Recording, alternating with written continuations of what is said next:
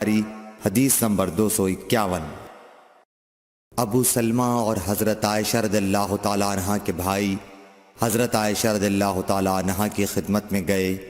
ان کے بھائی نے نبی کریم صلی اللہ علیہ وسلم کے غسل کے بارے میں سوال کیا تو آپ نے سا جیسا ایک برتن منگوایا، پھر غسل کیا اور اپنے اوپر پانی بہایا۔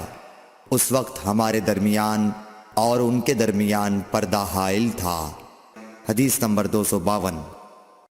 ابو جعفر محمد باقر نے بیان کیا کہ وہ اور ان کے والد جناب زین العابدین جابر بن عبداللہ کے پاس تھے اور کچھ اور لوگ بھی بیٹھے ہوئے تھے۔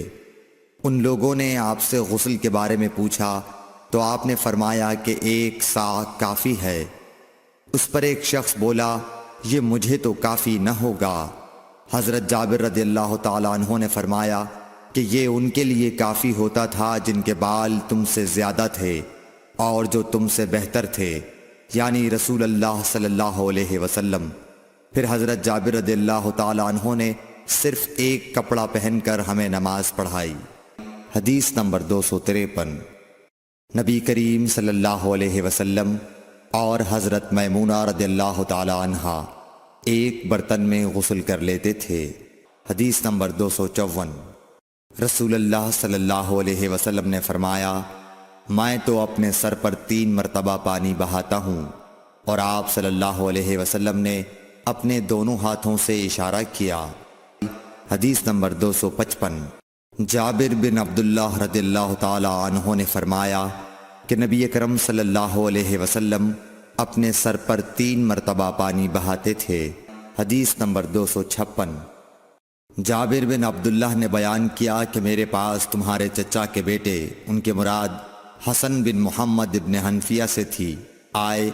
انہوں نے پوچھا کہ جنابت کے غسل کا کیا طریقہ ہے؟ میں نے کہا، نبی کریم صلی اللہ علیہ وسلم 3 چلو پانی لیتے اور ان کو اپنے سر پر بہاتے تھے، پھر اپنے تمام بدن پر پانی بہاتے تھے۔ حسن نے اس پر کہا کہ میں تو بہت بالوں والا آدمی ہوں۔ میں نے جواب دیا کہ نبی کریم صلی اللہ علیہ وسلم کے بال تم سے زیادہ تھے۔ حدیث نمبر 257۔ ام المومنین میمونہ رضی اللہ تعالی عنہا نے فرمایا کہ میں نے نبی کریم صلی اللہ علیہ وسلم کے لیے غسل کا پانی رکھا تو آپ نے اپنے ہاتھ 2 مرتبہ یا 3 مرتبہ دھوئے، پھر پانی اپنے بائیں ہاتھ میں لے کر اپنی شرمگاہ کو دھویا، پھر زمین پر ہاتھ رگڑا، اس کے بعد کلی کی اور ناک میں پانی ڈالا اور اپنے چہرے اور ہاتھوں کو دھویا، پھر اپنے سارے بدن پر پانی بہا لیا اور اپنی جگہ سے ہٹ کر دونوں پاؤں دھوئے۔ حدیث نمبر 258۔